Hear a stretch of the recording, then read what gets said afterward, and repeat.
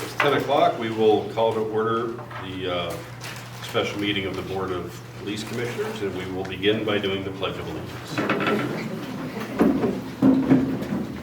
Pledge allegiance to the flag of the United States of America, and to the republic for which it stands, one nation, under God, indivisible, with liberty and justice for all.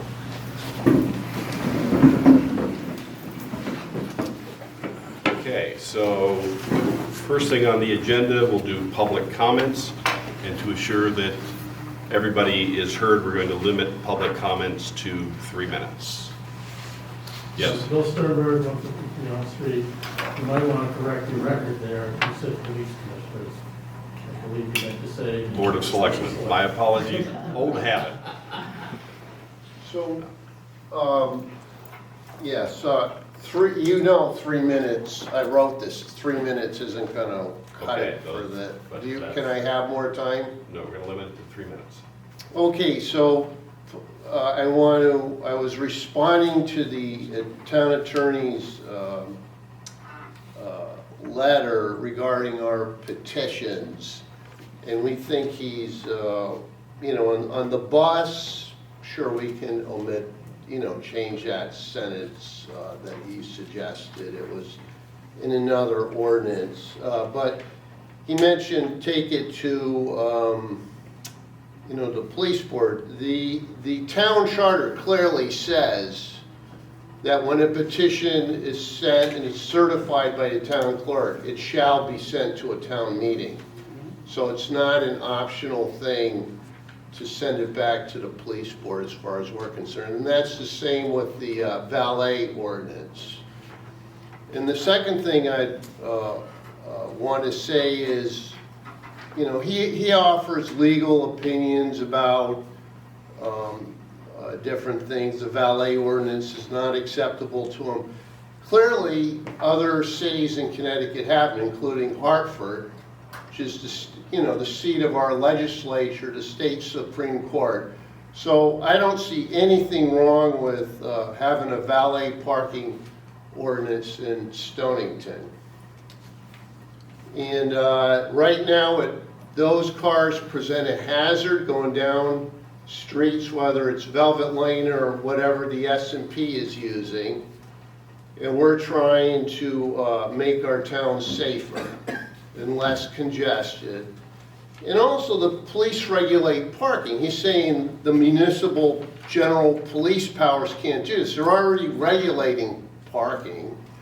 And the police are regulating the valet service in Hartford along with their Department of Public Works. So I don't agree with the statements on that. The number of cars exceeds what OSTA thought was the predicted maximum of 15 cars per hour. So they're not, following, they're not complying with what OSTA thought on this. And I heard a comment about, well, they have to go down, and this is specifically Velvet Lane, they have to go down there to take a left because you can only take a right into hotel. No, the Seaport proposed this 3.5 years before OSTA made its decision. The town okayed it before the OSTA decision. So saying after that, oh, OSTA said this, doesn't cut it for us. It's clearly they want to go down the residential street. We think this is unsafe, and we don't agree with the attorney's opinion. We rebutted his opinion line by line, and you guys can go through this and read it. Yeah. All right, so that's the 3 minutes, if we could wrap up. Okay, well, the most important thing is our town charter says this should go to a town meeting. It's not it's the decision of the people showing up at the town meeting whether they want an ordinance passed. It's really not up to the Board of Selectmen, as far as I can tell, after the town clerk certifies the petition. Thank you. Thank you. Excuse me, is your name Steve? You didn't say who you were, and I don't. Yeah. Oh, you can oh, say sorry, name and right. address. Steve Hobinka, 19 Velvet Lane, yeah, thank you. I'm Mary Henderson. I live at 20 Rossi Street in Mystic. So on the Town of Stonington website, under special acts and local ordinances, there are parking and traffic regulations. There's an ordinance regarding traffic and regulating the use of public streets and municipally owned parking lots in the Town of Stonington. I'm not going to read that, but it's on, the beginning of it is on this page. What this document amended last year failed to do was to mention valet parking. By 2024, we were seeing the influx of tourists looking for a quick getaway from the city. Our town has become a tourist year-round destination. The town planner was remiss to not have included the concept of valet parking within this ordinance. We're a small town that becomes overly crowded on weekends and holidays. The roads become unsafe. New development has not been considered with road safety in mind. If we don't agree to an ordinance regarding the valet parking problem, it will become more and more unsafe for pedestrians and drivers. Townspeople will wonder where their street parking went. Parking in town is limited. Add valet parking with no restrictions, it's an unsafe situation. Without municipal parking near the highway, our streets become clogged. We know we're not Hartford, but in a way, our little village is more complicated than Hartford. Narrow historic streets and GPS are not a good combination. We need good creative thinking to keep our streets safe and our town habitable. Let's get down to business and make Mystic safe for cars and pedestrians by a good ordinance that considers logical traffic rules, which include no valet parking except within owner properties, no buses on residential streets, signage to keep traffic out of residential neighborhoods and using streets as shortcuts, and start developing a plan for municipal parking near the highway. Thank you.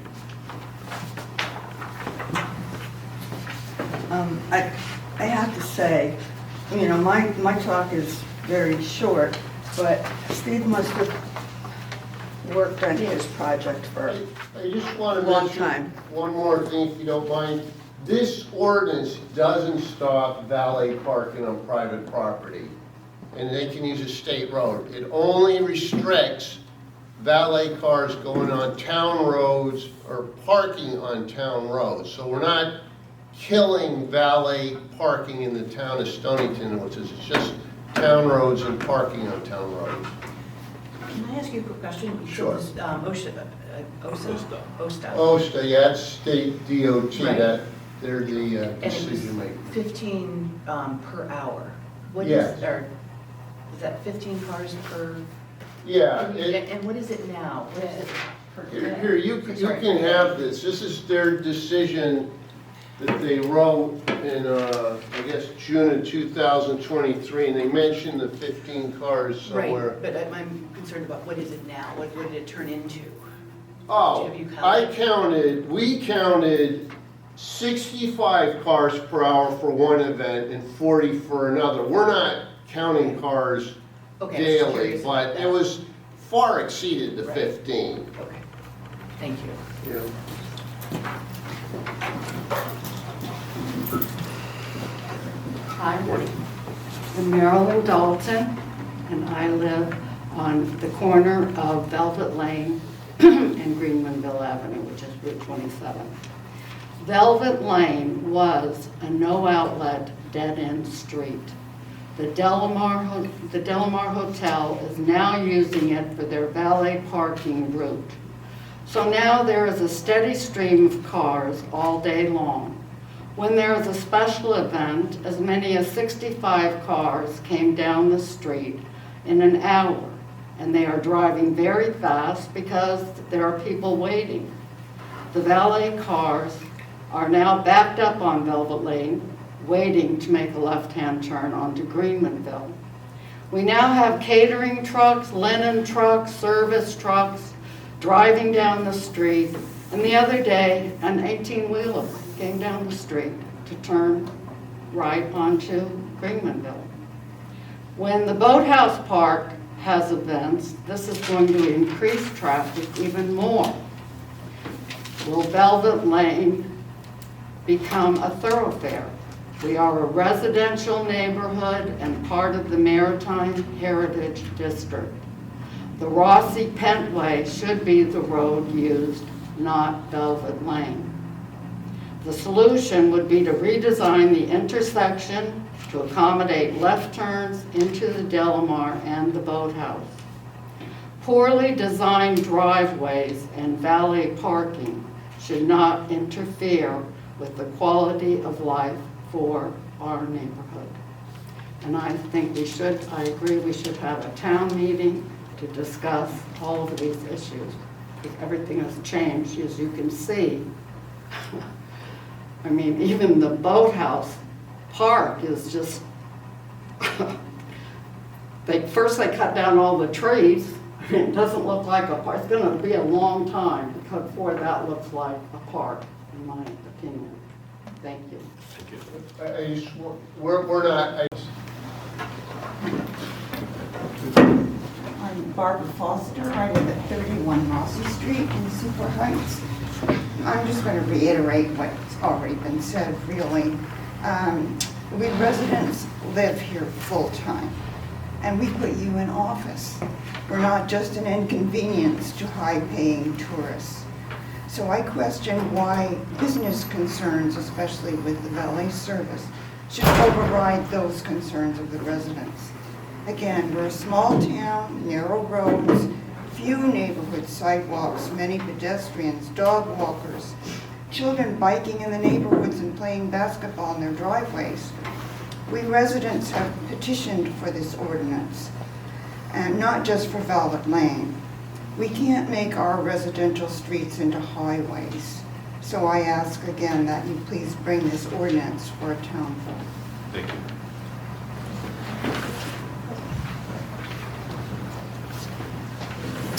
Good morning, my name is Joy Diventini. I live at 19 Velvet Lane. The valet drivers frequently drive too fast. They're often motivated by tips to quickly return the customer's vehicle. I think this is a danger to our neighborhoods. I do not think that they should be allowed to drive on town streets. I recommend you bring both the valet and bus ordinance to a vote at a special town meeting and honor the 115 plus voters that sign these petitions. Thank you. Thank you. Anybody else? Okay. Next on the agenda is the approval of the minutes from November 24th. No, that's today. It's not current minutes. Procedural question is, Yep. we were not part of that board? How should Right, we right. That's a handle that? great question. We have had a chance to read them, and presumably watch the video. So we can, Okay, great. so do I have a motion to accept the minutes? So moved. Second. Okay, all in favor? Aye. So moved. Okay, appointment, reappointments, and resignations. In accordance with section 5-4 of the town charter, it states that within 30 days of taking office, the board shall elect one of its members to function as an acting first selectman in the absence of the first selectman. Do I hear a motion to appoint Deborah Norman as acting first selectman? I'll make I a motion. can't really appoint her, so maybe I can. Second? Okay, all in favor? Aye. So moved.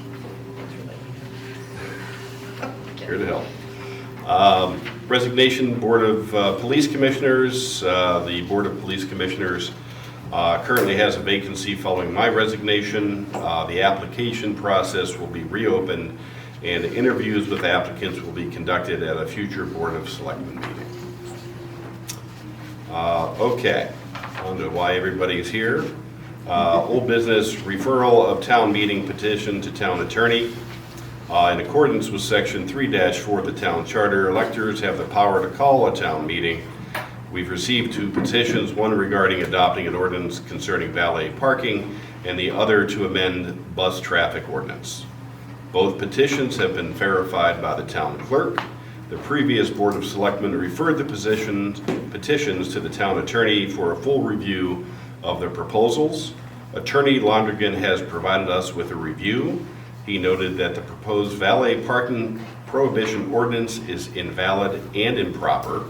It argues that valet services falling under zoning regulations, not general police powers, traffic laws must apply uniformly to vehicles regardless of the driver, and enforcement of such an ordinance would be an impractical and potentially absurd. His words, not mine. Overall, the ordinance is deemed legally impermissible and unsuitable to advance to a special town meeting under the charter. In regards to the bus traffic concerns on certain roads, Attorney Londrigan notes it can be addressed directly by the Board of Police Commissioners without requiring formal ordinance amendments. In addition, any adopted changes cannot override previously granted zoning approvals. Further, the proposed amendments to the bus traffic ordinance, including adding roads to the prohibition, increasing fines from $100 to $200, and creating a dedicated account for fine deposits, are otherwise considered acceptable. However, the second sentence of proposed section 1.7, which restates the Board of Police Commissioners' existing authority is unnecessary and should be removed if being presented at a town meeting. So that is the town attorney's view. Let me just start by saying I'm obviously very familiar with this issue, spent a lot of time with all of you at the police commission meetings, understand it, believe me, I empathize it.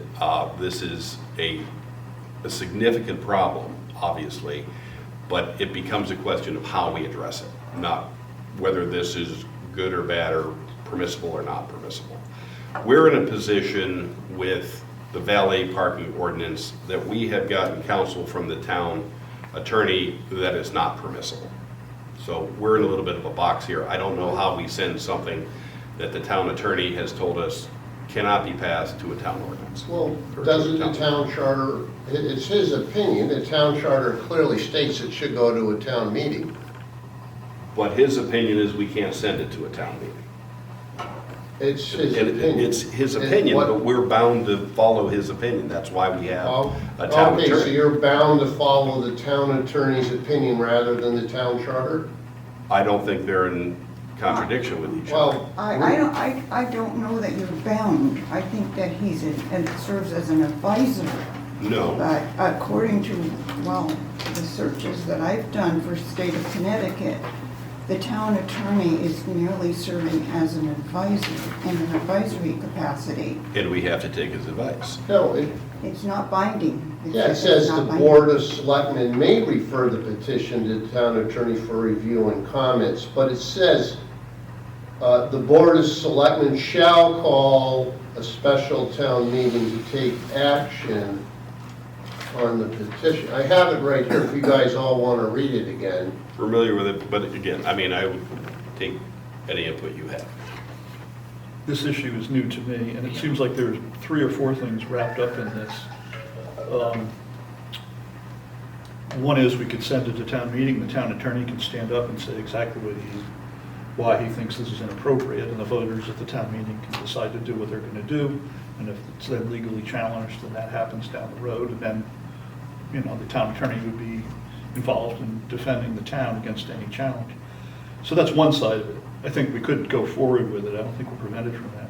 The other thing is, it seems like 2 other questions in the back of my mind. One is, if a road change could fix this rather than the ordinance, and I know that's been, and you, I think all know a lot more about it than I do, maybe that's a more direct way to proceed for a solution, which is really what we're trying to do. And the third nagging thought in the back of my head is all of these people coming with valet parking and buses or whatever, we're probably going to have about the same number of people. So if we don't do it this way, this is not an argument against what you're proposing, some other alternative has to be found. I think one of you mentioned municipal parking near 95 or something like that, but there has to be some alternative, or what's going to happen is the same problem is going to come back in some other form. Because if people want to go to that location, it's not that far, that's going to recur. So all of these seem like tied up in one big ball. I kind of like to separate them into separate issues because they probably have separate answers. But I think we could go to town meeting with it, and again, have the attorney there and let him say what he has to say. And that's fair to everybody. Yeah, I mean, it sounds like that's what you are Yes, like. please. Yeah. Yes, please. But what if there are other, well, yeah, it should go then to a public, yeah. Okay, so do we have a motion to send, in that case, both to a town meeting? So moved. Second. All in favor? Aye. Aye. I'm going to vote no, but motion carries. Thank you. Thank you. Thank you. New business. Can I ask a quick Yes. question? S&P Oyster, did they get permission? Do you know anything about their? To my understanding, they do. I have a picture on my phone. They had a sign out there. No, I understand that, but do you have? But any- I don't think they received any zoning No, approval. okay. Just curious. Yeah. Again, this is our first meeting. Sure. Okay, new business. Tree warden and deputy tree warden. In accordance with Connecticut General Statute, Section 23-58, tree wardens must be appointed within 30 days following a municipal election for a selectman. The board will conduct interviews at its next meeting and make the appointment that evening to ensure compliance with the statutory timeline. So we've had 4 people request consideration for appointment as tree warden. Are they coming before us or? Not this Okay. week, yeah, Thank you. so the next meeting. K through 12 Building Committee. As a reminder, the committee consists of 7 regular members and 2 alternates. Of the 7 members, there will be 1 representative each from the Board of Selectmen, Board of Finance, and Board of Ed. The previous Board of Selectmen voted to add in the 4 regular members, Deb Downey, Seamus Moran, Sam Agnello Sr., and Dan Carlin, along with 2 alternates, Farrah Garland and Katie Quinlan. Do I hear a motion to appoint Deb as our member of the K through 12 Building Committee? I'll make the motion. Second? I'll second that. All in favor? Aye. So moved. Okay. Board of Selectmen liaison assignments. Included in your packet is a somewhat lengthy list of boards and commissions. The previous Board of Selectmen divided these meetings among themselves, serving as liaison to each board and commission. They would attend the meetings, review minutes, report any information as needed. So at our next meeting, if we could divvy up who we think our liaison should be. Okay. Any other comments or business? Right? No. Okay. With no further business, we will adjourn the meeting. Thank you.